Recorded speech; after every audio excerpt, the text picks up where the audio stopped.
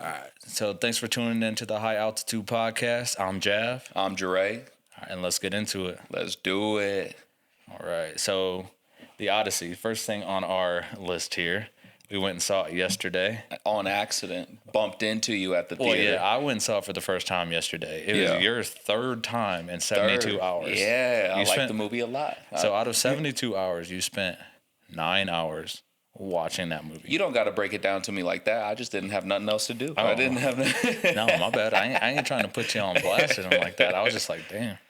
Because, yeah, I was like trying to be low key. I was like, man, I need to watch this movie before we pod. Yep. Here come yo ass around the corner. Well, hey. every time I ended up seeing it, it was an accident. Kyler ended up hitting me up early one day. He's like, what are you doing? Let's go see it. You know what I mean? I already got tickets. Let's go. And then, of course, for Jakar, when I was up there, I took him out to a dinner for his birthday. You know what I mean? And it was showing anyway. So we ended up going to do that. And he saw it with you too? Yeah. Jakar, you and Jakar saw it? Bet. Yeah, after Texas Day Brazil, which was fire. Yeah, I don't get no invites. My bad. It was to the brother thing. It was a spur of the moment. That's on me. My bad. My bad. No, it's cool. Yeah, it's cool. And then with Kate being in town, with her being an actor and a person who doesn't watch a lot of movies in general, I was like, you got to see this one. Yeah, that was a good one for her to see, especially I mean, Christopher Nolan is one of the best in the business, man. Easily. Crazy, and that's like a perfect Christopher Nolan film. Like the action packed, but also like those intensely like dramatic like monologues, almost like. Well, and then you get a little bit of horror in this movie too. Just a little bit, you know. Okay, we gotta say spoilers. Naturally, I mean, like the story of the Odyssey is over 1,000 years old. You know what I mean? So like, if you don't know the Odyssey, I mean, my roommate just had to dip because he don't know. So really, he's never read the Odyssey. He like knows like the monsters and like the that it's like the historic blueprint. Yeah. Or the heroic blueprint. I'm sorry, historic. The heroic blueprint for like every hero story can be based down. It's derivative of this thing. But yeah, he doesn't know like any of the details. Well, I mean, I think he'll be surprised with how much he does actually know with a movie like this, because he said he was into Greek mythology too. You know what I mean? And so many stories recently, especially, tread the story of the Odyssey. You know what I mean? Yeah. And so, like, when I was saying horror, like, everything with the Cyclops, you know what I mean? Like, you feel trapped in the cave with them, you know what I mean? And the body horror of them being on Circe's island and getting turned into pigs, you know what I mean? Like, showed a little bit more than I was expecting from Nolan, you know what I mean? Yeah, but how do you do the Odyssey without that? You know what I mean? Like, Well, not even without it, but you see so many more PG-13 interpretations of that. You know what I mean? People were dying. The Cyclops, you know what I mean? Genuinely eating people, and like her, as they were eating, grabbing their faces and morphing them into this pig now. You know what I mean? That's more what I mean by the dramatics as far as horror element. You know Yeah, I mean, those things were in the books too. And that's why I like, I feel like this was about as close to like a direct adaptation that we could get. Absolutely. Like it felt very on brand. The one thing, which I actually saw people talking about it today, and I noticed in the movie, like you can't do this because it's just so like childish and what? But when he's in the cave, and it's just Odysseus in there in the book, and instead of him and his soldiers, right, and then he stabs the Cyclops' eye out. And when he's asking, who are you? Who are you? Nobody. He says nobody. And then when the other Cyclops come and ask who hurt him, he says nobody. He has to say nobody. Because that's all he knows, which I just don't... I know you can't do that in movie making, but I also I like the showing Odysseus' wit. And that, it's childish now to us, but that's like... I mean, I can't imagine back... That's something that's been played on so many times to where... But it's also portraying that element, that very simple elementary element, because that's what the story is. It's the first. It's the Absolutely, it's the first epic ever. Yeah. Well, I really like the structure of how this story was told. You know what I mean? For it being a story that was passed down verbally for like 1,000 years. Yeah. I love that in order to tell this story, Odysseus was already gone. You know what I mean? You see Telemachus, played by Tom Holland, trying to figure out what happened to his dad, finding out these recounts of who he was before the war, during the war, and then in order to picture how he got back, him telling everything as he's getting his memory. You know what I mean? I love that. Yeah, no, I really think it was definitely, like I was saying, it's the best adaptation, but the way that they go about it is definitely very creative. Yeah. It's definitely makes it flow a little bit absolutely better. You know, it's not just playing on that same story completely. It's like, how do we bring these things in an interesting way? Yeah. Especially like bringing the best out of these actors, because you can make Tom Holland a Telemachus, but would it be as effective if we're not having him go through those trials, having him, you know, what if we don't show him with the suitors and how they're treating him, and just getting more detail on that? What if, you know, like just the decisions that were made to make things important was actually really good. Absolutely. I mean, I expect nothing less from Christopher Nolan. Absolutely. Yeah.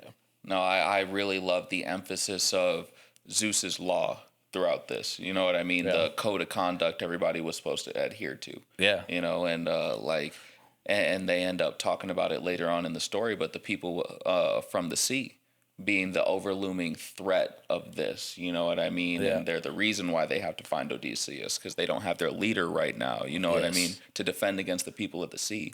And so to come to find out that, once again, spoilers, the people of the sea were the Greeks who ended up going to Troy, you know what I mean? Them having the horse as the ultimate betrayal to Zeus's hospitality law. Yeah. You know what I mean? It was, I love that was weaved in. Yeah. I mean, even on a broader extension of that, it's just symbolic of we are our worst fears. Absolutely. We are those things that we are fearing and preparing for. And, absolutely. You know, they're just humans. It's not, the people of the sea, it gets talked up to be this whole, you know, mythical, horrific, suspenseful thing, to where, like, what are they? Are they monsters? Are they, you know, come to find out, it's just people. It's just men. It's just, you know, men who pillage and rape and kill. And absolutely. And you know what? Nolan portrays that the best. If you look in his discography, in my opinion, like even looking at something like Oppenheimer, him portraying the weight of consequences. Yeah. You know what I mean? Like he does it so well. Even going back to The Dark Knight. You know what I mean? The whole finale of that was Joker having the two ships of people, the prisoners and the civilians, you know what I mean? And they had to decide who was going to go first. You know what I mean? The weight of consequences. You see it throughout all of his movies, man. Yeah. Yeah, no, he does it really well. And one thing, probably my favorite thing about this movie, which any movie that makes Robert Pattinson a bitch, because he plays it so well. I'm like, you fucking play the little baby fucking deceitful, like pretty boy, that hidden agenda. Like he plays that so well. Well, and like it's unbelievable. In a star-studded cast, I think that Robert Pattinson's performance was really one of the best. I'm not gonna lie. That's what I mean, because he can play that so well. Yes. I'm like, dude, he can get under your skin. Yeah, you know what I mean? Well, you make me hate you, but I love you, Cedric Diggory. You know Cedric I mean? Diggory. You know what I mean? Like, but no, he makes me like and I'm just absolutely. I'm like, kill this nigga, kill him. And on the opposite side of that spectrum, the soul of this movie, I feel, was what's his name, John Leguizamo. Yes. Yeah, I think his performance in this was absolutely phenomenal, and he was able to show us what Odysseus really meant to these people. You know what I mean? Like, and seeing him in a more dramatic role like this was a nice change of pace as well. Yeah, definitely in the portrayal of just, it's not just the servants are against the, you know, conniving and plotting, which we do see that as well with What's Her Nuts. Robert Pattinson's little girl in there, but I don't even know her name. I've seen it 3 times. It's someone with an M, but yeah, it's nice to see and have that in there to where, but they didn't play on it. I wish you would have seen it with more people aside from just him. You know what I mean? Like, as far as people still being there to care for, to look up to, and idolize Odysseus. You know what I mean? Yeah, but we heard that though. Like that's not something you want to spend time on. You want to hear that, like That's true. when they're, hey, gather all the loyal, you Yeah. know, whatever, and then, but it's also recency bias. He's Yeah. been gone for 8 years, and that's why when He was gone for 20 years. 20 years. 20. The Trojan War itself was 10. Yeah. Trojan War was 10, and Then he took like 8 years to get back. yeah. Yeah. But so those 8 years when he's getting back, I mean, because they're still receiving news of the war. Yes. They're still, you know what I mean? So Absolutely. that's where I'm coming from. What the 8 years, like 8 years without any news, Yeah. like actual news. They said that people were coming in and telling lies, and that's why. Yeah. You know, she gave him the pendant, and that's how she would know. Yeah. But yeah, like, shit, I don't know who's gonna be next. I'm a poor servant. You tell me you about to marry the queen, I might have to believe you. Because what if I don't, and I don't do what you say, and you do marry the queen? Yeah. You had and me killed. especially seeing how Robert Pattinson was playing that, you know what I mean? Exactly. So it's any of the suitors were playing that the same way, and also it's just like you lose faith. Yeah. But not truly, because then Tom Holland says like, well, everybody wants, you know, he's like, what does he say? He's like, well, is there anyone still loyal to me or and he's like, well, everyone will once they know you're back. Yeah. So yeah, it just takes like, I don't know, you lose faith, but they're still in their hearts. Absolutely. You know, like, because he was a good ruler, and he, you know, Absolutely. Even when you see him come back, and John, how do you say his last name? Leguizamo. He lays him down, and he's like, Odysseus is still alive, and he said, no more. You know what I mean? He started. Yeah. He's like, I'm sick of hearing this, bro. Yes. Like, y'all been saying this for. And to attest to his character, he was like, are there still no loyal men? And he's like, Odysseus doesn't deserve. And he's like, but he is. What the hell did he say after 3 viewings? I'm still bad with quotes. Which part are you talking about? Towards the end, he was laying him down, and he was like, Odysseus is fair. He is worthy of such following. You know what I mean? Because he was talking about, he was like, he's like, yeah, serve for him, and he's like a harsh ruler or, something, or a harsh man, and he's like, but fair. Yes. Like he threw that in there, like, but fair. He's fair. He deserves this. You know what I mean? Like, yeah. No, for sure. That's definitely, I don't know, that cast, bro. I feel like the cast is phenomenal, and you're going to see a lot of the same people in Brand New Day. You know what I mean? Yeah. A lot of the same people. I mean, not Travis Scott. That was like, I love that he didn't play too significant of a role in this. You know what I mean? Yeah, but he played a bard. Yes, and that's what he is. Yeah, he is a singer-songwriter. He is a modern day. I'm like, that bard. is a good. You know what I mean? That's a good representation. Yes. Like, use him like that. If you're gonna use actors in movies or like rappers or whatever, singers in movies, like, perfect. Absolutely, make it meaningful. I feel like the cast got a lot of heat leading up to the movie. There was a lot of politics. Well, everybody's gonna be like, "Well, whitewashed." Yes. I'm like, okay, dude. Like, Well, not only that, Helen of Troy being black in this as well. You know what I mean? we can't blackwash. As many things have been. Right. I'm saying you can't whitewash, you can't blackwash, especially Yeah. with a great actor. What is it, Lupita Nyong'o? Yeah, she's a great actress. She's a phenomenal actress, and she's fucking gorgeous. Absolutely gorgeous. Gorgeous. Yeah. And it literally didn't like. It didn't move the needle at all, as far as the story that needed to be told. No, she's not even really in it. She was in for maybe 8 minutes. Yeah. That's why I'm like, bro, whatever. Yeah. Because, yeah, I mean, dude, John Bernthal, Menelaus. And that's the thing. I never looked into the cast too much. Really? Not outside of, I saw Elliot Page. Everybody was really upset with that. But that's also a role that was insignificant to a degree where it's like, what are you freaking out about? Well, and that's the thing. I heard that he was playing Achilles. And I don't know how that got started. I don't either, but I'm like, well, where's Achilles even really at in this story? Mm-hmm. And hell no. Yeah. Especially like me and my roommate were talking, and it's like, That would be a really bold choice. To go from Brad Pitt. That would be bold. To go from like the best Brad Pitt, the perfect aged, golden haired, tan, swelled ripped, up. You know what I mean? Yeah. Brad Pitt to then go to. You would have to fight me, Christopher Nolan, because you just can't do that. Like you just can't. And I get inclusion. I have no issue with like Elliot Page playing a male role. They are male. You know what I mean? Like, and that's really all it was. You know what I mean? Elliot Page ended up playing Sinon. We seen him in the beginning of the film. You know what I mean? He was the soldier left out to tell the Athenan warriors that it was a gift. And then you see him again in the underworld. You know what I mean? It was maybe 5 minutes or something. Yeah, but the story, like, I liked that there was still significance in his role. Like, major significance in his role. Absolutely. But I don't necessarily want to give them screen time. I don't think Elliot Page is the best actor for all roles. I think they play more, you know, like, even that role was like a timid, like a like a nervous,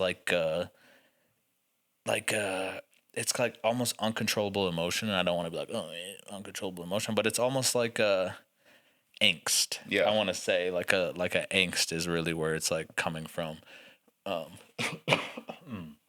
they do that so well.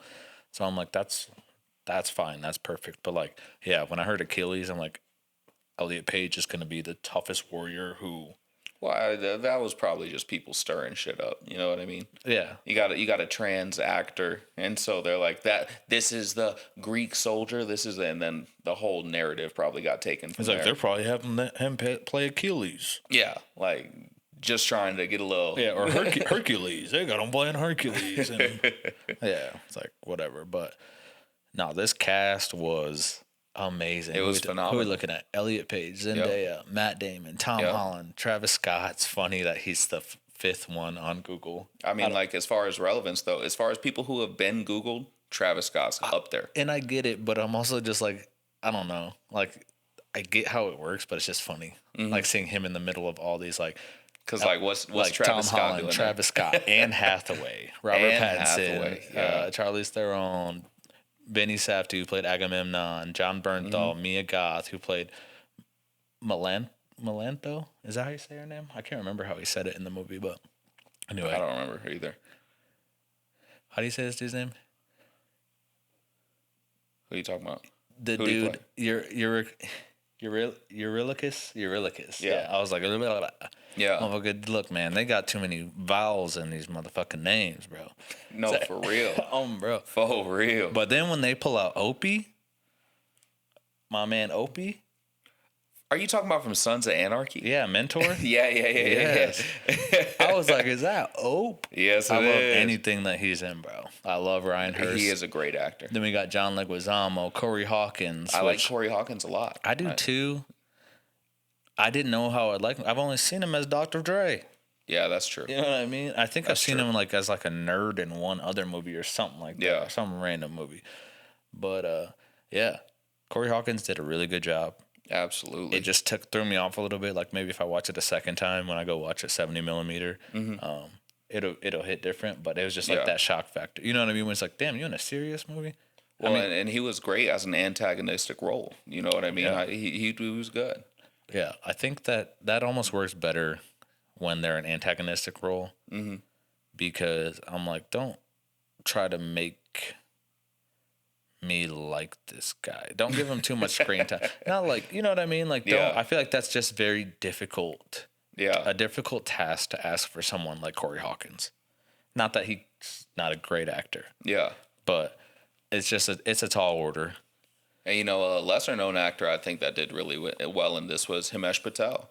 He was great accompanying Odysseus along the road. Saying. Yeah, Eurylochus, yeah. That was, And that was like, I just have an issue in my brain with, like, warriors not being necessarily physically fit. Yeah, and that's fair. Because they're just naturally going to have... These people are over here on boats rowing for days. Rowing, yeah, right. Rowing for days, and they don't got, you know what I mean. Their food is all like nutritious. Yeah. Like, yeah. So, but I just had to get over that because that was when I saw fucking Himesh Patel. Yeah. And I was like, so what's going on here? Speaking of things you kind of had to get over, how did you feel about them using standard American English?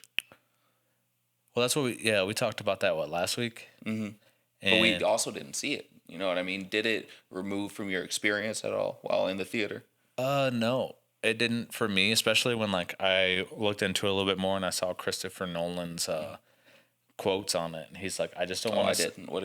He's like, I don't want to sacrifice emotional, like the emotional display and the emotion in these things by trying to make it like more of a period piece. Yes. It's like I want to get every feeling. I want it to connect with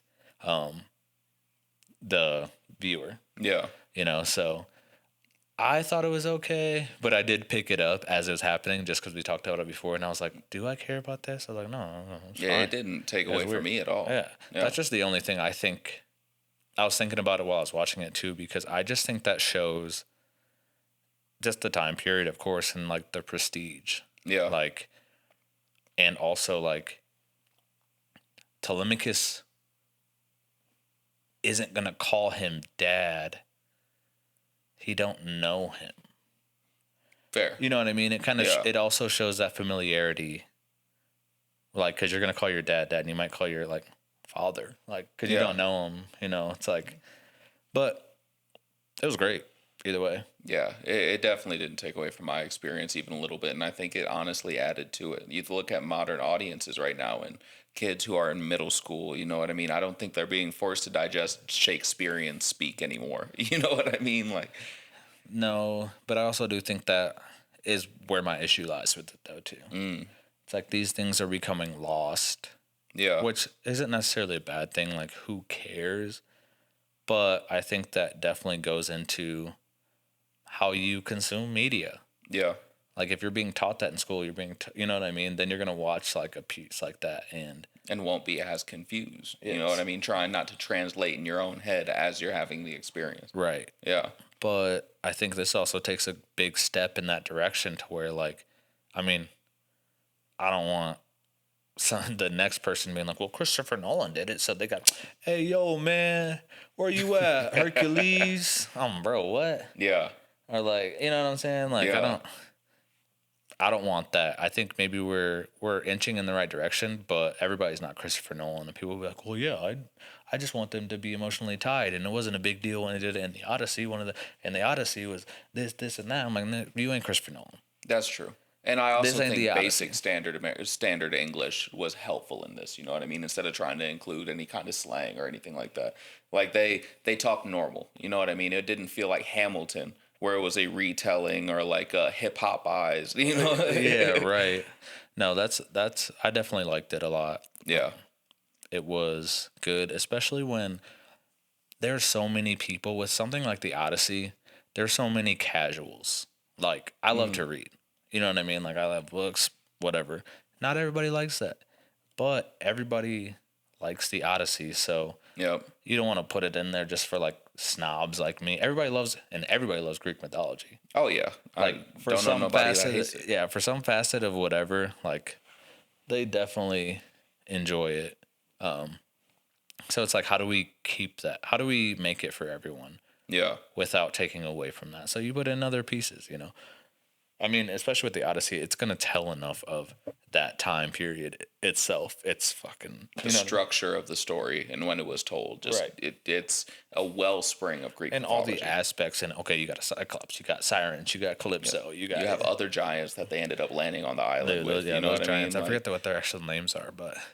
I do too. They're like the giants of something. I forget, but... Yeah. And then, of course, the Sirens. I think that scene where he was tied against the mast, you know what I mean? And he was enduring the siren song. I think that may have been Matt Damon's best performance in the film. You know what I mean? It was the one time where you really see him strained and like really emotional. Yeah. I can say that too, because his role wasn't to be that. he was stoic. Yeah. You know what I mean? Like, right. And he's a leader, and he's supposed to be the level-headed. He's supposed to be the one who has the answers. He's supposed to take care of his men. So, yeah. And the monologue that was accompanying it as well. You know what I mean? He's like, it's everything you wanted to hear, but also it's everything you didn't want to hear poured into one. You know what I mean? Yeah, like he's like, it's every lie I've ever told. Yes. Like, I was like, or every promise I couldn't keep. And I'm like, and so that, the blend of the visuals, the audio of him screaming and it being raw, and then also the monologue over it, I think it was a real powerful scene. You know what I mean? I think that it also, like, it is informative because, the siren song, just like, oh, it's so enticing that it draws them to the rocks, which it's, jagged rocks, and they crash their boats and whatever. And, whether they're being like as beautiful women or as the mermaids, or, because they're kind of displayed as both in some sort of Greek mythology. It's like, you almost think that it's seduction. Yeah, that is true. As more as it's like, okay, so is seduction the initial thing? Because the one dude jumps out and wants to go. It's what turns your head, for sure. Exactly. You know what I mean? And then, like, he even says it's that unbearable itch that's under the surface of your skin that you keep scratching at, and it feels heavenly. But as you start to get layers back, it becomes painful. Yeah. You know what I mean? Exactly. So it was definitely good them talking about that more. Like, because then that might have been one of the most dynamic parts of the movie, just because it's really being informative about Greek mythology, being, displaying one part of this story. Yep. It's also Matt Damon's actually getting to act. Yep. In different, or portray different emotions. Like, he was acting the whole time and acted his ass off. Right. It was a phenomenal film. Acted his ass off. Yeah. But you know what I mean? Just like for that piece, it's like, okay. So then we see, which is crazy, that dude took the wax out his ears. You know what I mean? Like, that was a choice. He deserved it. He had it coming. Oh, for sure. You know what I mean? Like, but it just, like, it still brings that, because then dude started crying. Yeah. Because his homie just, you know what I mean? I can't save him and he's dead now. What the hell do we do? Can't do nothing. Keep it in your ears. Keep rowing. Get as far away as possible. Yeah.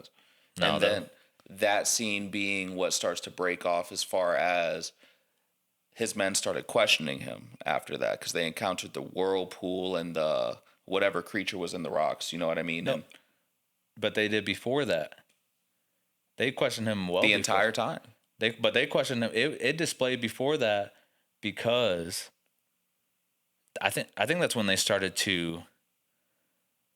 Not when they started to, but that's when it really was finalized to where. It started with the Cyclops. After he hit him in the eye, you know what I mean? And they believed he angered Poseidon. Right, but what I'm getting at here is that the whole reason they go into there is because he had to play on his men's. He had to play on what's his name? Eurylochus? Yes. Eurylochus. I'm like Eurylochus? Your liver? You know what I mean? But Eurylochus. He's telling him to go in the whirlpool. Yep. Because I know you ain't going to listen to me, nigga. So that's what I know we're supposed to go here. A little mental manipulation. Yeah. Yeah. And I commend Odysseus, because if they told me, what his name? Tiresias? Which was my man's, what's his name? From the Warriors? Oh, I don't remember. I'm terrible with actors' names. You know he was Tiresias? No, I didn't. Yeah, you couldn't tell in his voice. Half his eyes covered. I was gonna say you couldn't tell in his voice and stuff. I could tell by his nose. Realize. Yeah. James Remmer was Tiresias, my man. And the entire scene in hell was phenomenal. It was a fresh take on hell. I feel it wasn't the lava, fire, hellspawn we know. You know what I mean? Because you're not in hell yet. You still have to cross Styx to go to actual hell. They're just at the entrance, the shores of the river. Because Tiresias will take you there. Yep. So you're not in actual hell yet. But yeah, when Tiresias told me, he's like, yeah, them niggas gonna die. Yeah. He said this prophecy is not for their ears. Send them over there. Right. They gonna die. Yeah. And you're not gonna die, but you keep trying to keep them alive. I don't know what. Yeah. You know what I mean? Like, they are gonna. Well, and you really see it in the choice with the Apollo's cattle. You know what I mean? Because he told them before they even touched the island, you will die if you eat that herd over there. You know what I mean? Yeah. They made their choice. They laid in the grave. You know what I mean? Yeah. Yeah, no, it was really good. Because I'm like, that's Odysseus is such a man, and then it makes the other things make sense. Why like John Leguizamo is so, you know what I mean? Like it's just those pieces, and I just love that portrayal. Because I'm leaving y'all, bro. For real. Like after y'all ain't listening to me, you about to get us killed, bro. You're questioning my leadership, and then you're already making the wrong decisions. You about to get everybody killed, and then y'all try to eat without me. Yeah, which I wasn't. You know what I'm saying? I don't. He wasn't even the problem. He even asked him. He was like, "If you ate quietly, did you think the god of the sun wouldn't hear you?" Oh yeah, because you know who woke me up? Wouldn't hear you. Yeah, you know who woke me up? Athena. Yeah. And Zendaya as Athena as well. I really like that portrayal. Yeah, her taking on the image of a person in Athens or in Troy when this was happening. You know what I mean? Well, and that's what I'm wondering. Was she really supposed to be that person, or was it just a symbolization of them cutting the head off the Athena statue to where like like Zeus's law is dead? Yes. That's why I'm like, was she actually a person, or was that just a representation in his head, or was it like that person now became the representation of Athena? I think that person forward? Became the representation of Athena to him, because he was making eye contact with her when the head of the statue got cut off. You know, and then she ultimately got beheaded as well. Well, and that's what I'm saying. Yeah. Like that's what I'm That's what I'm trying to get at was in his mind he saw Athena because Athena wanted him to see her. Yes. But it's not actually Athena. It's so she's like, hey, you're supposed to be a godly man. You follow these laws. So I want you to see, as this is happening, this is what he's seeing. And they're just grabbing some random person. But is that, you know what I mean? I'm thinking probably too deeply into it. Yeah. But that's a great way to think about it, though. The symbolism is still the same. Right. Yeah. You know what I mean? Because it's like, did this person become Athena, or did Athena do that to try to be like, hey, stop this. You can do this right now. Yeah. And then now she comes back and she's like, I tried to tell you. That would add some more layers to it for sure. I tried to tell you. That's a great way to look at it, honestly. Yeah. And I love the entire scene when they were in Troy, specifically the still of when he was sitting on the steps. You know what I mean? He had gotten pushed back, and you see the flames against his skin. You know what I mean? Red everywhere. That image, I love it. Yeah.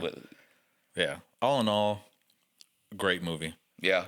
For me, it was worth seeing 3 times. I'm gonna go see it 3 times because now I got to see it in 4DX and 70 mil. Yeah, I seen standard both because right now in Colorado's the IMAX is out. What? Yeah, I did see that. I saw the one that in Colorado Springs got fixed shortly after. But I'm not going to the Springs for a movie. Let's be honest. I mean, there's people. This dude said he rode like 3 hours on a train, took a bus to get for a 3-hour movie, bro.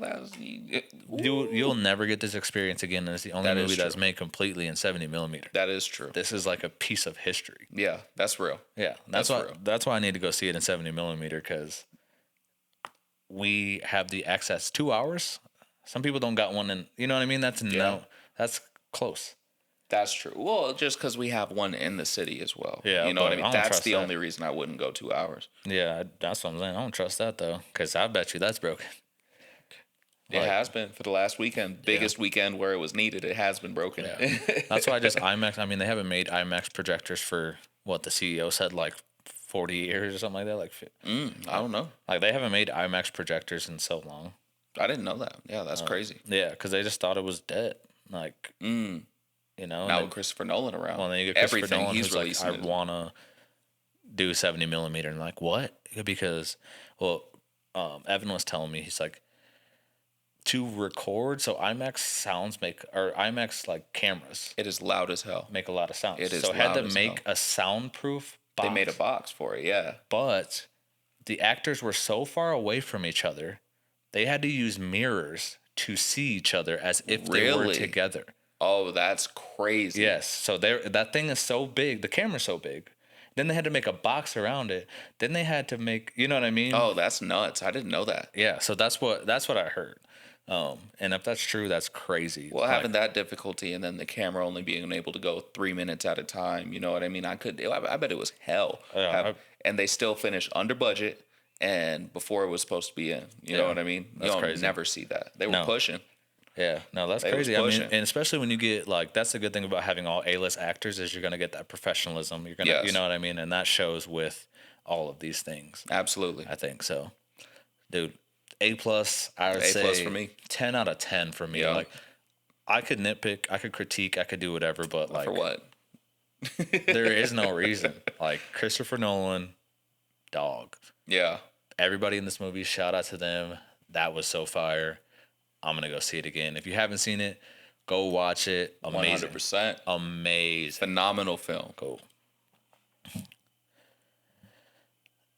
All right. So, yeah, that Doomsday trailer, though. Absolutely phenomenal. That was great. Yeah, you mentioned just going back on, like, Doom's lore and stuff like that, how we were talking about how his mother was a witch and how she sold her soul to the devil so that her son will be... So that will be... Her son will be successful. And that's what he became, the pinnacle of success, a great politician, you know what I mean? Maxed out his abilities in sorcery and as far as like technological advances, he's the smartest Tony Stark, if not smarter. Yeah. You know what I mean? Yeah. No, he is like... I mean, would you say he's smarter than Reed? I think it might be a 1A, 1B situation. Yeah. Maybe not smarter, just because as the antagonist, his plans have always been foiled in comics. You know what I mean? So maybe not smarter. Yeah, but he's right there. Is that a representation of being smarter, or is that a downfall of Victor's because he knows he's smarter, but Reed can connect and think of situations from a different perspective to come for different outcomes or to get to different outcomes? Yeah. Yeah, no, it's interesting. I just always wondered. I'm like, is Victor smarter? Because he acts like it. Oh, of course he acts like it. He's arrogant. Yeah, you know he's always been jealous of Reed. You know, the attention that Reed gets and stuff like that. So, yeah, no, I'm definitely interested to see more on Doom's lore. I do think that we have to get into that somehow because you can't just bring him in. You are going to have to say why the hell he's Robert Downey Jr. and show that. It'd be crazy if they didn't. And like maybe it'll be a iteration of Tony where he ended up getting adopted in Europe at a young age or some crazy like that. You know what I mean? But like, I don't think it's Tony at all. I hope it's not, but I feel like it only makes sense for it to be. You know what I mean? I hope it's not Tony. You know, I think the ramifications on the story, you'd have a little bit too much to explain. Well, and the whole thing was Tony wasn't, not that he wasn't necessarily, I mean, his thing was to be his father. Mm-hmm. You know what I mean? So it's like, I just don't think switching dynamics like that. Because, yeah, Tony always wanted to be his dad. He wanted to be the next, you know. Well, I'm saying this could be a Tony where they end up sending him into adoption as at 6 months old or something like that.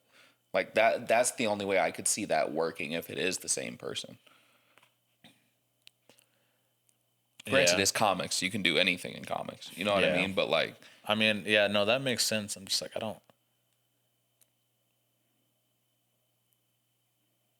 I guess, yeah. That's the thing I was saying like last week with the multiverse. I'm like, bro, y'all could just do whatever you want, honestly. Yeah. And make it work somehow. Yeah. Because why not? Which is extremely frustrating when I'm trying to keep track of everything, but, you know. Man, keeping track of stuff right now is tragic. You'd have to rewatch 20 years worth of films, X-Men movies, you know what I mean? Like, keeping track of everything is tough, especially with this movie. Everything's getting integrated. Yeah. Nah. That is... Yeah. I know, and I do a pretty good job of staying up, but yeah, it's... Speaking of X-Men, I love the scene in the mansion throughout all this. You see Shang-Chi fighting Gambit. You know what I mean? You see the comic accurate Scott Summers in all his glory. Yeah. Yeah. That was dope. Yeah, the yellow tights. And then so what do you think? It was going to be black leather? Well, yeah, what were you saying? And then 97 played on that line too. Yeah. Well, no, that's what I was referring to was the 97. Because the movies, he said yellow spandex. Mm-hmm. But no, I think that scene is going to happen really early on in the film.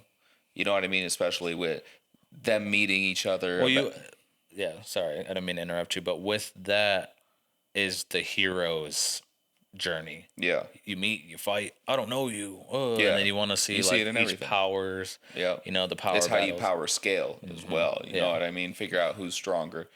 So like I'm excited about that, and seeing Professor X sitting in front of the window as Doom is explaining that something's coming, or Thor was explaining that something's coming. Yeah.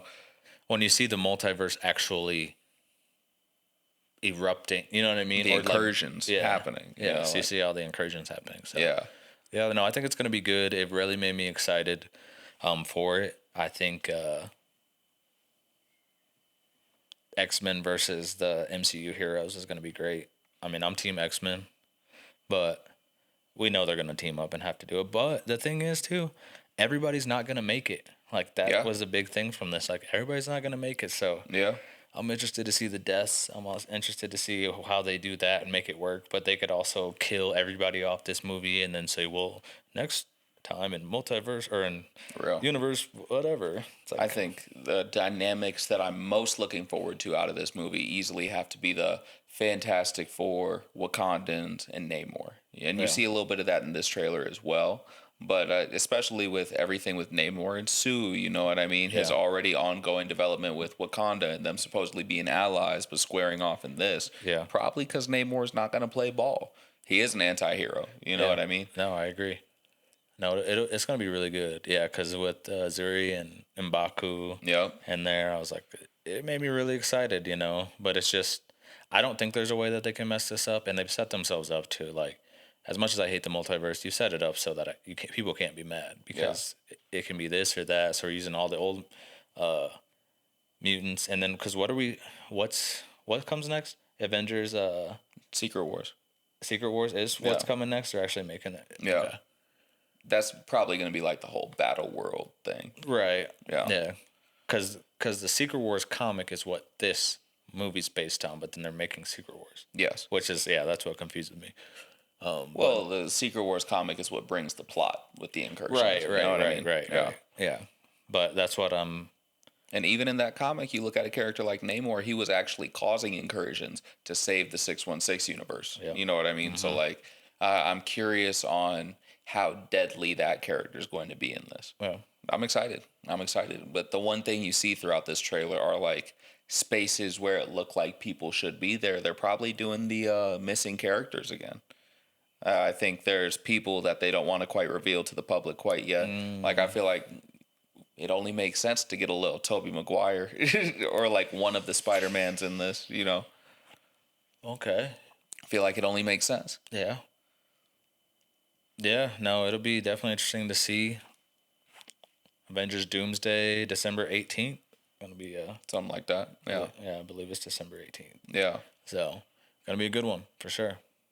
All right, let's talk a little bit about this World Cup, man. World Cup finally ended on Sunday with Spain taking the title. It's been a crazy run this year, man. It has been. Granted, I've only been paying attention to the last two, but yeah, no, it's been really good. The game was boring, but when you get two good soccer teams, that's what's going to happen. Yeah, but I think the People's Championship was really the England versus France. You know what I mean? You think so? Yeah, I think that's what people look forward to just a little bit more. Nah, that game pissed me off. Did it? Well, because... them just having to shoot out so that Messi can't get the golden boot. Yeah, and Mbappe gets the golden boot only because he scores 2. That's fair. Yeah, that's pretty lame. But Argentina's versus Spain was a phenomenal game, though. Spain's defense was crazy the entire time. Yeah, Spain. I mean, I wouldn't say it was a phenomenal game played by Spain for sure. Absolutely. Well, that's who I was going for. So for me, I was feeling good about it. Yeah, not for Argentina. Spain just had their foot on the gas the whole time. The entire time. And when I was looking up, I'm like, oh, it's on Spain's app. You know what I mean?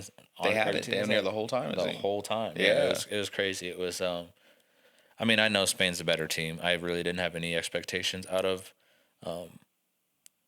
Argentina too much, but... What do you think about the allegations of FIFA helping Argentina get there? because they did win last World Cup. You know what I mean? They are credible. But a lot of people said that FIFA made some decisions that pushed them along. I think FIFA was trying to just doing that for everybody. I mean, like, they tried to keep Mexico as long as they could. Yeah. You know what I mean? Playing at home, giving home field advantage. I mean, in like Balogun getting his red card reversed or his suspension reversed so that he could play. Yeah. Like, I think they were just trying. I mean, I think those are the right moves to make. Like, I don't necessarily agree with, the institutions coming in and doing things like that. But I also, like, you're trying to make this a bigger thing. Like, you're trying to also make, every 4 years, I'm sure Argentina makes a lot of money for FIFA. Oh, yeah. I'm sure Spain makes a lot of money for FIFA. And jersey sales alone, both of them, absolutely. Yeah. And once the U.S. gets knocked out, Mexico gets knocked out, they probably don't give a shit about anybody else. Why would they? Besides for maybe France. Maybe France. Yeah. Like, France is good, but I still think, like, just those institutions being, like, in the football world, as big as they are for so long, like, we might not want to see that Spain, Argentina too much because it's just not that exciting to us. Yeah. But yeah, they don't give a shit about us anymore. Y'all got kicked out. Cool, whatever. Like, real. Now we're trying to still make that. We're trying to do that. Did you see Donald Trump? Sorry to bring that trying up. To linger in the photo. Wouldn't leave. He would have president of FIFA trying to shuffle him along. Yeah. He's just sitting there looking. Yeah, doing the thing. Yeah. That's all right. It's all right. But yeah, no, he trying to get his little inkling in the moment. I can't stand lingering, that nigga, bro. It had nothing to do with you at all. Much less with the team that you were already bashing. You know what I mean? Like, what are you doing up there, bro? He don't know. Other president of one of the hosting nations, U.S., Canada, none of them felt the need to insert themselves in that. But like, what do you expect from the Don? What do you do? Yeah, that's pissed me off. It's just like little things like that. I'm like, bro, like, this is for a country. Yeah. And he's like, well, I'll make it in here too.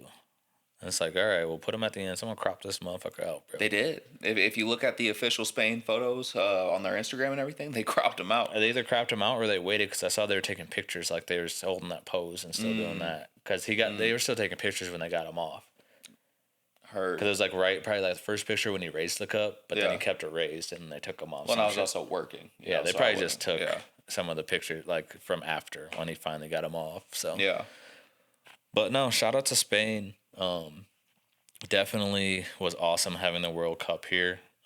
I'm sure you actually went to a watch party or two, didn't you? Yeah, hit McGregor Square. It's one of the best places to go see it in Denver. They got the big screen up there, man. Yeah. Hundreds of people fill in. Is that where we went for that Avs watch party? No, that was Tivoli. Is that the same thing? I didn't go to. Oh, we did go to the Tivoli. No, no. The Tivoli is for the college. So McGregor Square is over there by the Rockies Arena. Oh yeah. Yeah.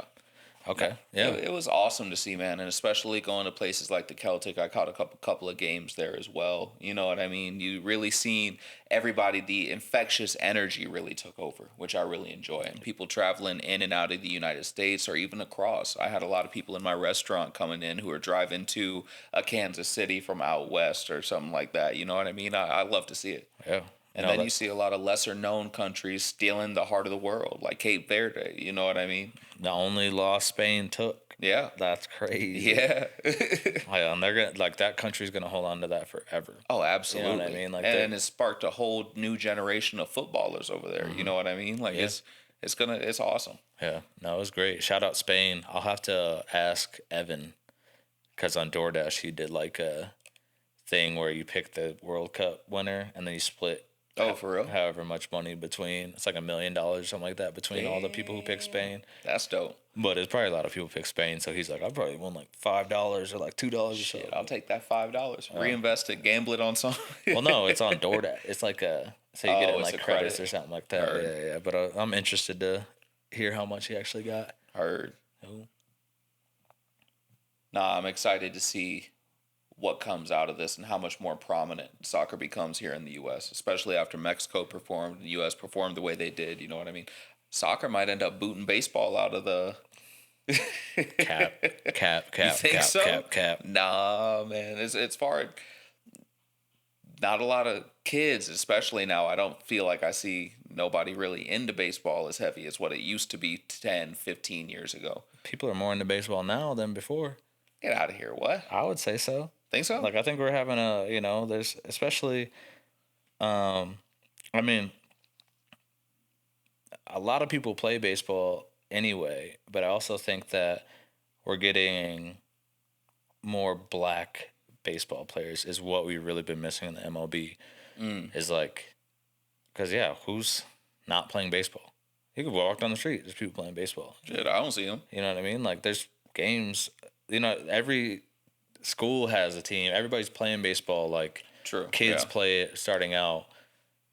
I feel like kids play that longer than soccer. I feel like, from what I've seen, at least back home, was soccer is only for beginning, like, hand-eye coordination training almost. It's like, we're putting these kids out here until they're like 6 or 7. See, and my perspective is definitely a little different, because even when I was over here, I went to high school here in Denver, you know what I mean? And like my high school specifically was great at soccer, you know what I mean? So like I guess that helped shape my perspective in that sense as well. Didn't you guys win state in baseball or something like that?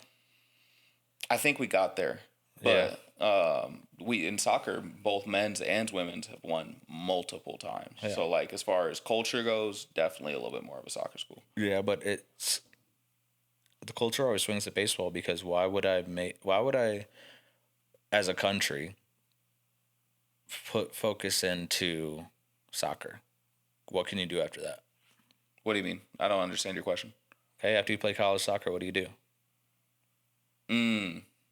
I mean, like, aside from joining clubs and looking towards the Olympic level, those are the two. Well, you can play MLS. Yeah, Rapids we got right here. How much money do you think they make? I don't know. How much money do you think a baseball player makes? Fair. You know what I mean? Like, so you're like taking the amount of spots, dividing it by however many, and also it's harder to get in, and I'm making less money. Fair. I'm not saying the MLS, they're not making money. Like, people love soccer and stuff. But not like like baseball contracts. Like yeah, but it's it's not like baseball contracts. And then also, like, I feel like soccer is not something you can play for very long. I feel like soccer is always next man up. Lamine Yamal and like stuff like that. You have Rodri's good, and he's an older guy. Like, but you don't really have, like, unless you're like a super stud. You're not playing that long, like, because they're looking at this young kid who can come here, and I feel like even the U.S. gets kind of guilty of that with some players that I've seen too. It's like you're just looking at the next big thing. Yeah.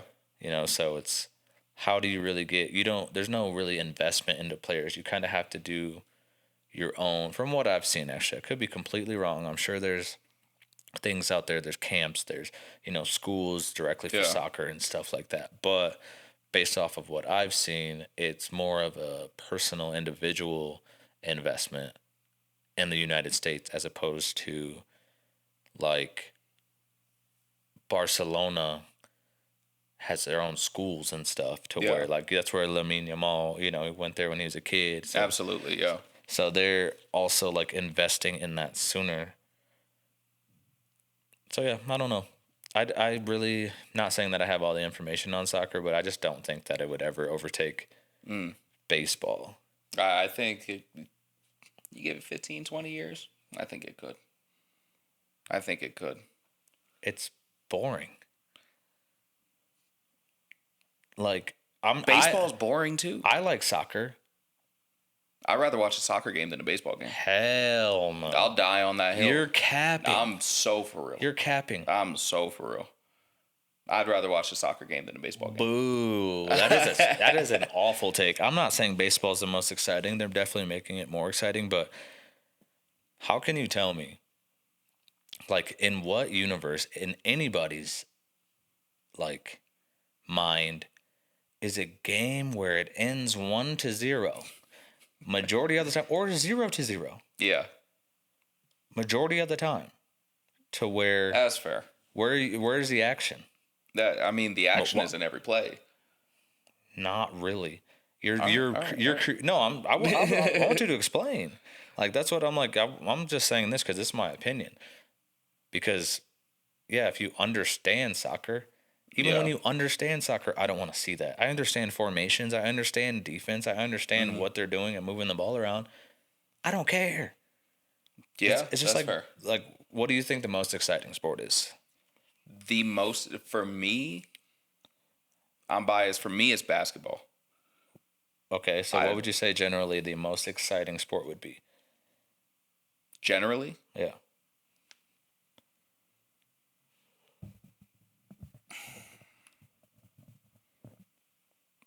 Here in America, probably have to say football. Okay. Just here, though. You know what I mean? Yeah. But why is that? Like, exciting. I'm not saying like the most watched. I'm saying the most exciting. I'd say basketball to me too, because something's happening on every play. Exactly. The score is going up. Excuse me. Wow, sorry. The score is going up every play. Yeah. You know, like baseball, something's happening every play. You get on base or you get out. You know what? For me, I'd have to say basketball or a contact sport like boxing. You know what I mean? I don't think boxing, MMA counts because I think that's every human's favorite thing to watch. Fair. No Combat, matter what. yeah. They're just combat. You know what I mean? Like, especially like organized combat. Yeah, for real. It's like, that's what the thing. But I just think that soccer, I think parents ain't going to take people to, I don't want my kid to play soccer because I don't want to sit and watch these damn games. Shit, I see a lot of parents, like my coworker Daniel, pushing his daughter towards that pathway. He got passes for both the Rapids and the Summit. You know what I mean? And I know a lot of people like that. You know, and even somebody like my dad who's getting into soccer now. Yeah. You know, I'm just seeing it more. Like, I'm seeing it spread more. You know what I mean? Yeah. But your dad is into soccer because of that age group that I just explained too. Yeah, that's true. You know, your brother's in that age range to where your dad's just kind of falling into it, but yeah, it could be something else. You know, I think it's just more about like just hand-eye coordination, you know, and footwork and stuff like that. As to more, I feel like soccer is almost to me as track is to where it's as track. It's training. Okay. For the most part, what, 11 guys on a soccer field? Yeah. Is that what it is? 11? Yeah. I think it's the same as football, but 11 guys on a soccer field. One person scores a goal. There's one goal all game. What the hell are these other people doing? Yeah. Not saying I'm generalizing, you know, I'm simplifying that down to a point, but absolutely. When you really look at it, it's like I just don't. That's just not the blueprint for being appealing. I think Americans have a short attention span. I think that we want instant gratification. I want this ball to get inbounded to LeBron and him to go down and dunk it. Fair. And then I want that ball to get inbounded to Steph Curry and he come down and shoot a three. Smack a three. You know what I mean? Yeah. And the next time come down, somebody get blocked. You know what I mean? I'm getting instant gratification constantly. So, no, I definitely. That's a hot take. I think soccer is going to get baseball. You give it 20 years, I think it's going to get it. I don't think so. Especially even for American arrogance. That's that's fair. Simply for American arrogance and just out of spite, soccer would never be that. Nah, they won't even call it by its proper name. Football. People will die before they say football. Well, that's because we have football here. You know what I mean? That's a different thing. But that goes into it. Yes, that's true. You know what I mean? But also, I'm not having the football conversation. I'm having the baseball conversation with soccer. Well, no, I'm not saying that. I'm just saying that goes into it, though, why soccer would never be even baseball. We already got football. You know what I mean? American arrogance is just like, I might like this, and my kids might have more fun playing this, but my kids aren't playing. My kids will play real football. My kids will play real football. Get out there. Get out there. Get on that gridiron. Get dirty. Get dirty. You sound like Drewski. Get down and dirty. Get down in there. Get in your 3-point stance. And then they say, hut, hut. Hut, hut. Hack. That's the snap count, bro. So hood. You gotta get deep in there. You ain't like Peyton, Omaha. You got hood. But yeah. No, overall, I think it was a good thing, especially for right now in the U.S. as far as what we have for foreign politics and people's perception of us right now. I think it was a great thing for us. I think it was, I think America needed that. We don't need that for people's perception of us, because I think people from the other worlds, crazy, other countries, third world countries and all that, but people from other countries have always, from like the discourse I've seen online, where they're like, Americans are cool, but they're ran by a fucking, you know what I mean? Like they just, so I think it was good because we need to see these other people face to face. Absolutely. And we almost need that friction to be like, yeah, these guys are just having fun. Absolutely. And for them to come over and not give a damn about us. Over there in SEC stadiums. Right. And they don't know what's going on, but they're going to get to where they're going. Yeah. And all that stuff is just like, we need to see that. And like, oh, the people aren't that bad. It's the leaders. Yeah. You know what I mean? Or whatever, just the policies or things, you know what I mean? Generations of certain things being put. But I feel like it's just so easy, you know, just like being on a computer screen, being on your phone. Real. It's like, I don't have to ever interact with these people. They probably could be nice, but I don't have to think that. I can think whatever I want behind the screen. So I think that was a good thing too.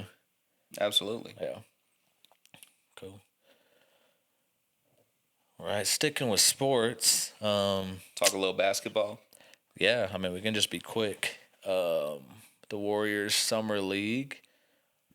What was the name of their MVP? Yaxel Lindenberg. Yeah, I'm ashamed I didn't get to see hardly any summer league this year. Yeah, I watched a few games, and every time I was over here, you had one on. Yeah. Only summer games I watched was over here. Yeah, that's fair, because I like to see, man, this is a good draft class. Like, they're dogs in this draft class. I mean, I watched it for AJ DeBansa.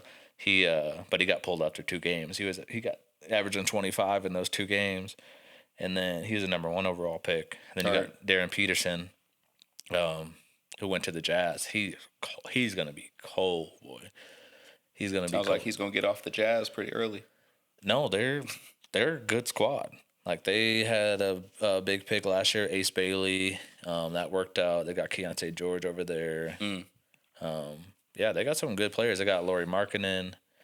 They got Jaren Jackson Jr.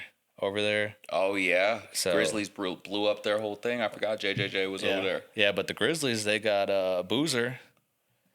And he's good. He's like pro ready. Like, this is a really good draft class. Even I mean, the Axel went 11th overall, and he was they just won the title. Yeah. You know what I mean? And he was, I don't know his exact story, but I know he played at a JUCO and then transferred, ended up at Michigan, and then ended up getting drafted. I don't know nothing about it. But yeah, no, he's a dog. He had 21 points, 10 rebounds, 2 assists, shooting 9 for 18 in the championship game. Let me see. Chris, 50%. Yeah, no, that's fire. Yeah, they beat the Grizzlies, so yeah, it's just gonna be interesting. Which that brings me to a question: does this affect? Do you think like this little summer league win, the draft pick panning out, being a good solid player? Do you think this has any effect on LeBron's decision? I do not. No, I don't think so. Especially coming out of summer league, you know what I mean? He is looking for a team with depth, absolutely, but I don't think a rookie player would swing him at all. I mean, it's not just a rookie player though. That is true. I mean, like going to Golden State, you know, Steph and Wardell Curry going with Draymond, one of his best friends. I get it. What position does guy that got MVP played? What position is he? So he played the bit. Well, he played like a big three. Okay. In college, but I don't know with the NBA. I think he might play the 4. I think he might be able to play the 3. He moves just like a big guy. Is my thing. Like I look up just how people move their bodies and stuff like that. So I'm like, he moves like a big guy. I almost think Boozer kind of moves like a big guy. So I could see them like being used at the 4. Mm-hmm. So like, as far as overall team construction right now, they have Steph, Draymond. Is Jimmy still over there? Yeah. Jimmy's still over there. GP still over there? I don't know. Honestly, let me pull it up here.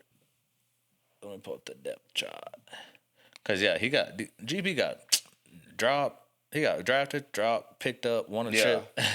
I think it really depends on the center position, on if he considers Golden State or not. If they got a good center.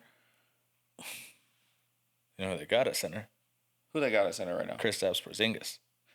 They do have Tingus Pingus, don't they? I forgot about that. Yeah. You know what? That's fair. I forgot Kristaps was over there. Yeah, honestly, you know what? I changed my answer. That definitely could sway Braun's option a little bit. That's what I'm saying. You don't know. Wait. Am I tripping? What you looking up? Jimmy, I just haven't seen anything about him. Because it says he's on Golden State, but then when I'm on actual like ESPN depth chart,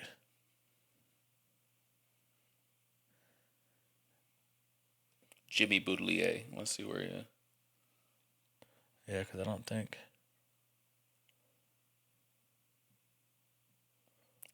I know they've been exploring trade scenarios for him all summer.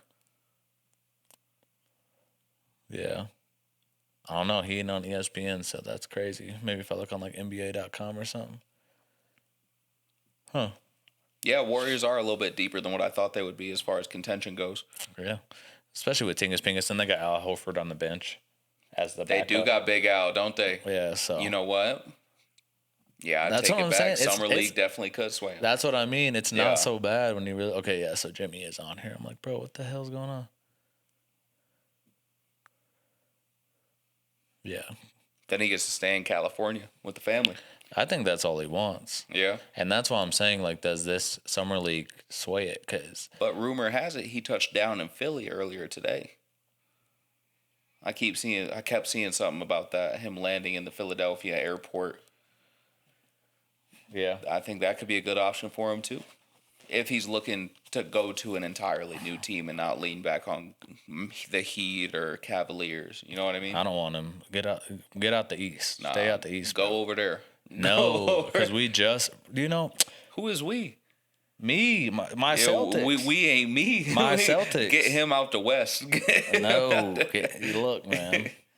You won a chip with him in the West. The Celtics ain't won nothing with him in the East. That's true.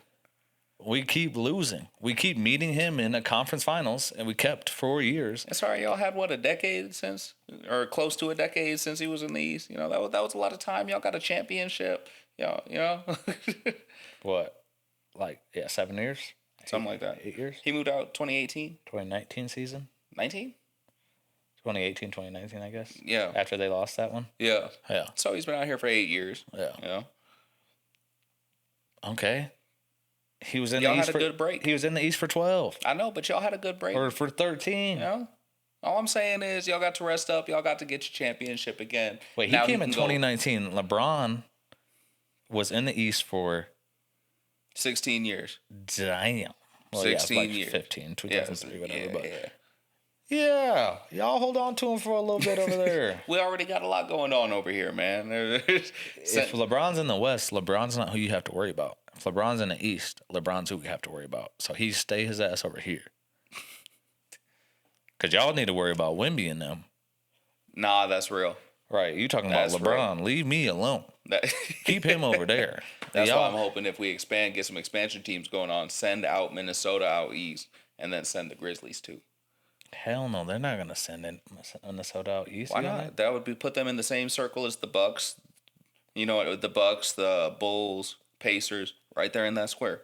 That's right where they need to be. Yeah, but I don't think you want another small market in the East. I mean, they wouldn't have the option to add no big market. I mean, all you can add is small markets to the East. Potentially, yeah. Because, like, what other city, if they did expand, say they bring a new team to the East, what other city would you even hit? You know what I mean? I don't know. Florida and every other fucking... Florida already got 2 teams.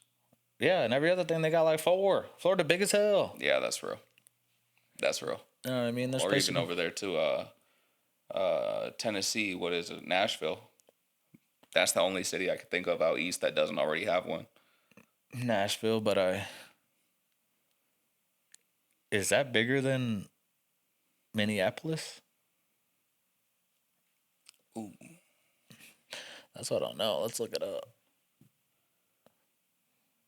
Nashville's more of like a college town too, isn't it? Nashville's pretty big.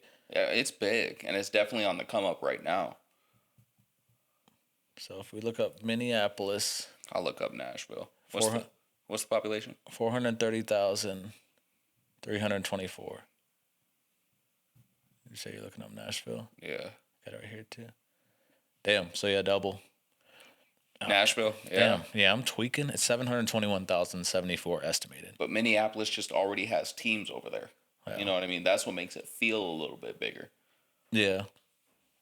I mean, and yeah, the metro of Nashville is like approximately like 2.15 million. Okay. Yeah, no, I was thinking, I'm like, I don't know. But yeah, Minneapolis actually has, in like their metro area, 3.7. So yeah, I guess Minneapolis is bigger metro. Yeah. If we're looking at the metro area, like, because we could say so many people live in Denver, but we know Denver ain't necessarily. Yeah. You know what I mean? Say you move the Grizzlies out west. You know what I mean? Or move the Grizzlies team out east. You know, relocate them from Memphis over to Nashville, bigger city. I'm pretty sure it's bigger. Yeah. And as far as economics go, like, there's more money over there. You know what I mean? Why are you relocating a team that you already have? From what I hear, ticket sales ain't that. They're struggling to fill the arena unless it's a playoff. That 2022 run for them. You know what I mean? Like, the city of Memphis as well just got a lot of stuff going on over there. Nashville might be a better city. Yeah. In my opinion. Yeah. I mean, none of the shit gonna matter because whatever this motherfucker LeBron do is gonna shake stuff up. Real. Regardless. Real. With that waiting for the schedule to come out because of him right now. Bro. Adam Silver is waiting to do his job. I would be so pissed. I'm like, this dude, it's not. I get it's LeBron James. But that's the thing. It must be his retirement. Why else would you care? Why else would it matter? Or potentially. That's true. But or they're scared he's gonna pull a Kobe. Because Kobe just said, I don't want to do this no more. Yeah. And then turned it into a retirement. You know what I mean? Like a farewell tour. So I think there might be trying to be prepared for that. I still think it's an insane thing to say. It's way too much. I don't think you should make that known publicly because going forward, knowing that players have that much of a sway over the direction the NBA goes in, I just don't. The snowball effect of it all, I think, can get out of hand really quick. But that's also the same thing we were just talking about. I can't remember if I was talking about with you or with Evan, to where like, we were just talking about Eric Gordon. Mm-hmm. This is LeBron James. You try to say something to me? Nigga, you is not LeBron. That's true as well. Well, you did this for who? Let me hear it. That's true as well, but like at the same, even if it's LeBron, I think making those kind of exceptions are a little bit too. That's too much. Yeah, I don't know. It gives the player too much power, in my opinion. But LeBron has art. It's LeBron. That's true. You think he don't got the power? Mike, LeBron, Kobe. Yes. These are three things you got. I think it is weird that Adam Silver actually said that, but you just can't say it out loud, even if it's the truth. Just can't say it out loud. Yeah, I know what I mean. That. So where do you think he's gonna go? If you had to say a team today that you think he's gonna go, and that where you want him to go. So just like what makes the most sense to you, fit wise, and things like that.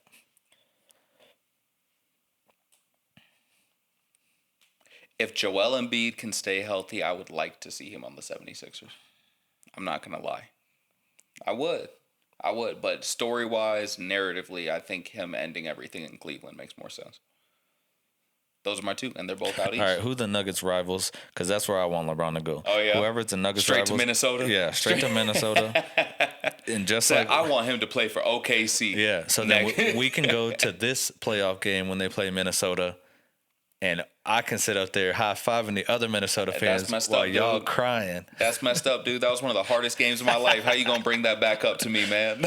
Hey, bro. We end up getting some free tickets, playoff game 2 it was great. Of the Minnesota series. Man, it was great. It was great. I except for my team getting shit on the entire time, yeah, and man. they got spanked, too. It wasn't even I was upset by the time we left. I didn't even want to talk. It was because you had to sit there for it was like the third quarter y'all was getting busted out. And you had me, a Celtics fan, and the Celtics ended up going to win this fucking chip that same year. And I would say the Timberwolves are probably like one of my second favorite teams just because they're so close. And I've always like Kevin Garnett, like Kevin Love. Yeah. So I would root for the Timberwolves before when he was Zach LaVine when he was over there too. You know what I mean? Yeah, Zach LaVine. Me and him got issues, but I'm a former Bulls fan. I got a soft spot for LaVine. I met him in person. He was nice to me. I don't. He on the ban list. Zach LaVine, you on the ban list, bro. You've been on my betting ban list for as long as I can remember. Betting is I'm not a gambling man. You ain't never getting off. But between me and the two Minnesota fans sitting right in front of us, that I'm sitting there high-fiving. Man, I might not even go, honestly. Well, you got to, because what if they win? Nah, that's real. But what if they don't? That's real. No, I think we're squared up to be a little bit better against them as far as matchup-wise this year. They're a little bit shorter. They got Melo, yes. And he finna... Man, he finna get the going crazy. Him and Ant.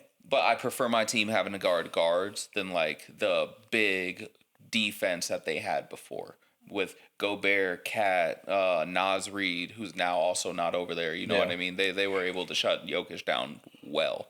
Yeah. So, I'll take it. Yeah, but even then, if you don't shut Jokic go for 50 and y'all lose. That's the thing. Fair. I mean, that's happened, once? I mean, maybe 50, but I'm exaggerating. But like even when he goes for 45 and shit like that, or like 40, you know what I mean? You still lose. I'll say like 40% of the time. It's a toss up. That's not good. When your star is getting 40 points and you guys still can't win, and you're losing 40% of the time. You think? You know what I mean? Depending on the matchup, yes. What? Well, I'm saying like the matchup is what determines that loss. I feel like against the Minnesota, he'll get the 45 and we'll lose a lot. But as far as other teams across the league, I don't feel like that's very common for us. I feel like at any given time, y'all can suck, besides Jokic. Yeah, when he's off that court, it gets tragic. That's what I'm saying. Yeah. So he get 100 points, and y'all lose 102 to 100. Yeah. Because nobody else scores. Like, it's just tough with that team. But also, he's one of those stars like Luka, Giannis, Jokic. Ball dominant, crazy freaks. Game has to go through them. Yeah. Yeah, and which is also why I don't want LeBron in Miami. I don't think that would gel well with Bam. Why? Bam's not ball dominant. Bam can't dribble up the court. But as far as spacing goes, you know what I mean? Bam can't dribble up the court, sure. Giannis can dribble up the court, but he's not a good distributor. And LeBron needs the ball in his hands a lot if he is going to be your playmaker. You know what I mean? Yeah, so you'll just have Giannis bringing the ball up, and he'll just have to be more of a point guard. He wants to be ball dominant because really I'm sure they're thinking of just the drive and kick. Like, if Giannis comes barreling down, you either got to collapse everybody or he's going to have a kick out to Bam. Because Bam's probably going to want to be more of a shooter, and that's why he's going to want to stretch more because now you're getting Giannis. If LeBron goes there, I don't necessarily know where the fit's at because... I don't think it's there. I don't think the fit's there as far as play style. He's not going for a ring if he goes to Miami. And if he's not going for a ring, what's the point? Yeah, no, he wants to go to a contender. Yeah. For sure. And I just don't, like, that's enticing. It looks good on paper, but And they took away his cookies, man. He ain't going back there. Yeah, his cookies. He brought them cookies himself, and they took his cookies. Pat Riley trying to take away some cookies. Yeah, no. He ain't going back there, man. Yeah, I don't think he will. So what was your team? Who'd you say? I'm going for Philly Cavaliers. Yeah. Sorry, those are my two. Philly Cavs. Who's your two? Mine are the Celtics, and the Celtics purely because I just want to see LeBron do the funniest thing and piss everybody off at this point. The Lakers and the Celtics. And win a championship with both the Lakers and the Celtics. That would be insane, though. Yeah. Like, I don't think he's the first one to do it. I'm sure there are other people. No, other players have definitely done it. But not LeBron. And especially all the hate that he gets if he's just like, fuck it, I'm going to go win over here with Paul George. Even more hate. Yeah. And we have a starting lineup of LeBron, Paul George, Jason Tatum. I mean, shit, might throw Pritch in there just to bring up the ball to them dudes. Mm-hmm. And then, I don't know. We got Kata at the 5, which is whatever. So yeah, I'm good. I mean, we got what's his nuts, Robinson, Mitchell Robinson will start, and then Kata.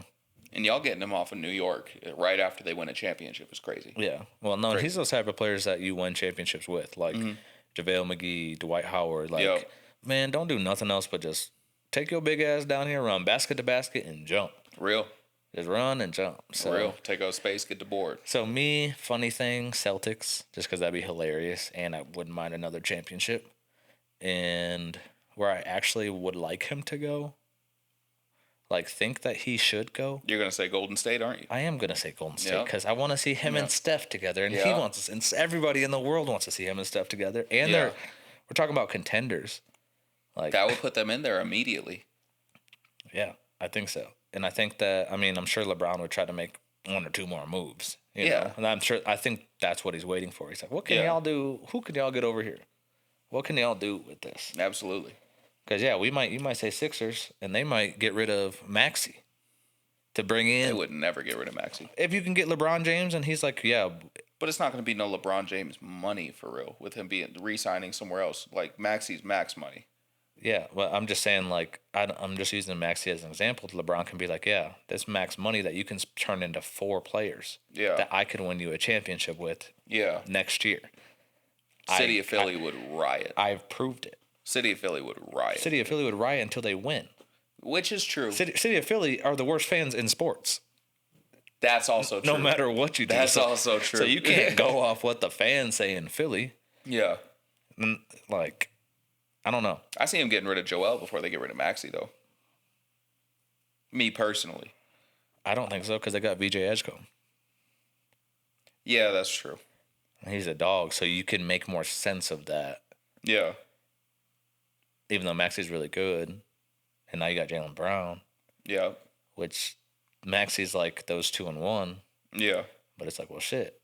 I just and get Dellavedova and Kyle Korver and Kevin Love. Korver's still in the league? No, I'm just saying those type of players. Like, Maxey's good. He's appealing and everything, but I can still have Jaylen Brown, LeBron, VJ Edgecombe, and Joel. Yeah. But then also build my bench. You know, it'd be ridiculous. What? Just for absolutely no reason. What? He goes up to Toronto. LeBronto takes on a whole new meaning. Bro, no. They get some Because him and Drake are beefing, bro. Oh, yeah. So that's why they ain't bringing DeRozan up there with Kawhi. And Kawhi's whole trade is paused. I was say Kawhi ain't going there either. That's what they get. But I think LeBron to the Warriors, I think. Because he did all this just to get back in L.A. He going to leave now when he's older. And, his career's coming closer to an end. Mm-hmm. I think he's got another 2 years in him. This season and the next. I think he got at least 2. I don't think so. No? I don't think he wants to, unless he fucks up and doesn't do a farewell. Because I think he wants a farewell. I mean, like, he needs it. NBA needs it. I think what I was telling Evan, too, I was like, I wouldn't be surprised if they have somewhere in his contract, like, a sole separate, like, NBA contract to where they're like, yo, you have to let us know. Yeah. when you're going to retire so we can do a farewell tour. And that's why, like, Adam Silver's saying that, like, yeah, we know it's getting close. That's why we're paying the schedule so people can still see him. Yeah. You know what I mean? Buy jerseys, we can do stuff like that. And, yeah, we can start producing whatever jersey that you're going to be wearing. Man. Immediately. Yeah. Get his own patch. Yeah, that'd be interesting. I say Warriors, though. Celtics, Warriors. Cool. Yeah. I'll take Cavs, Philly. Cool. Those are mine too. Yeah, wherever LeBron goes. Watch, both of us going to end up being wrong. We were talking about the FIFA last week. We were talking about France and England. We were both wrong. Yeah.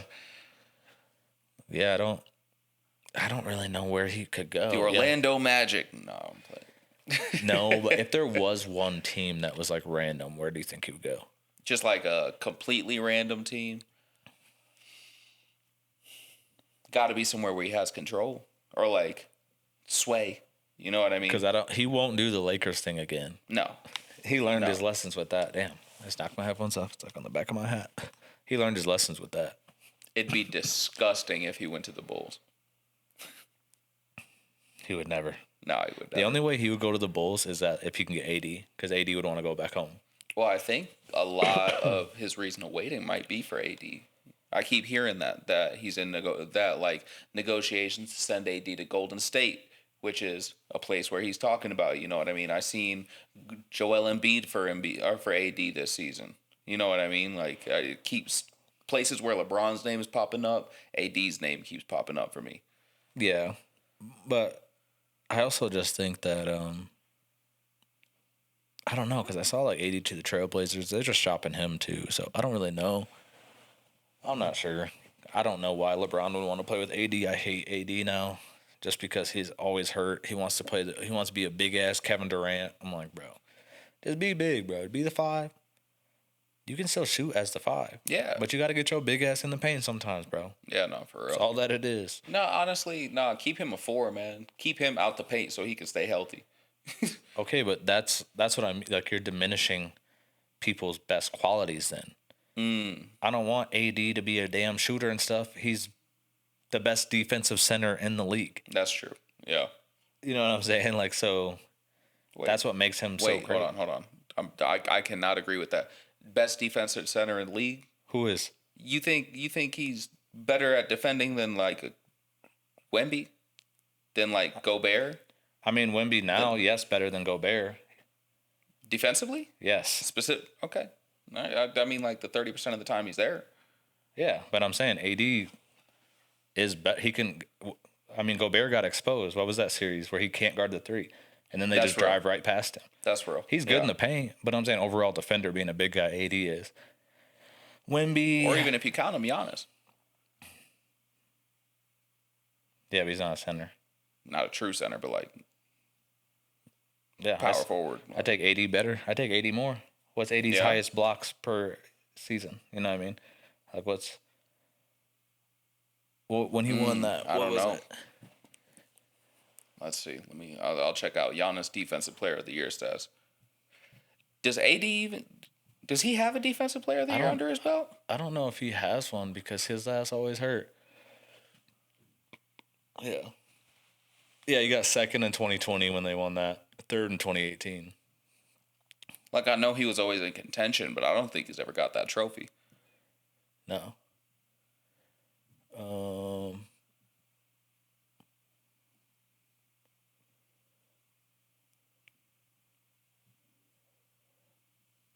Because, yeah, what are we looking at? I hate Basketball Reference sometimes.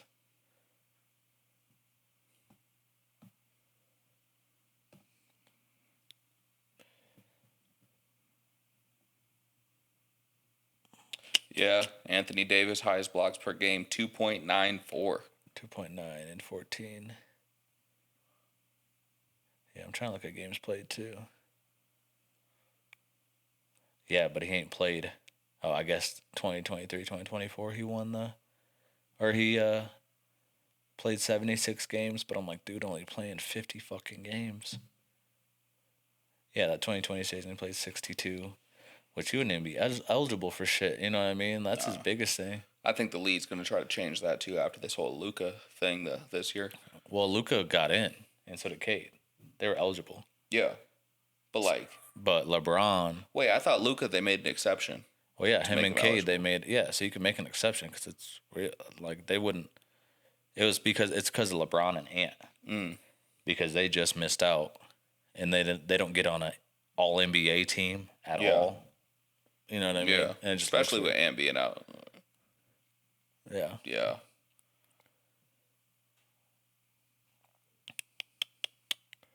Yeah. See. Yeah. Wemby's the best. Obviously. Head and shoulders. Well, yeah, because he's 9'2". Yeah. Like you're supposed to be. But also, I mean, that was how Gobert was. Maybe there is a way to ice Wemby. We just don't know. Because remember, everybody thought Gobert was just cold. And he is cold. I don't know. I never really thought he was cold like that. I ain't gonna lie. I've been a Gobert hater since I first seen him. I ain't gonna lie. Yeah. I mean, he's just big.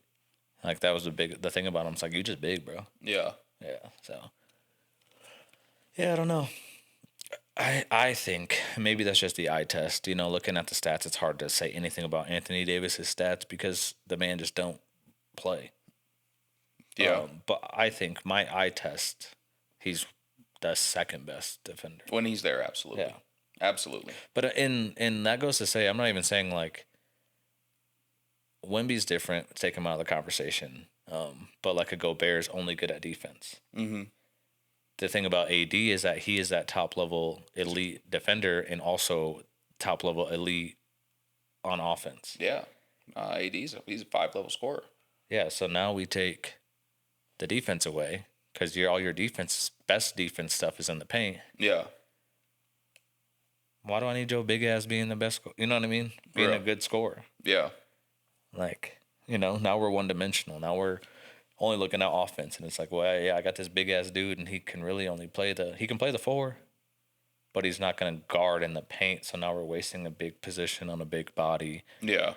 Because then it's like, damn, do we move him to the 3? I think he's great and complementary with somebody else.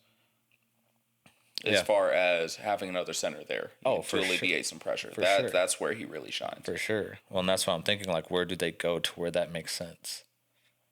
Like might be a Golden State. Yeah. Might be a Golden State. So, I mean, Steph, Jimmy, Bron, AD, Porzingis. Yeah. Yuck.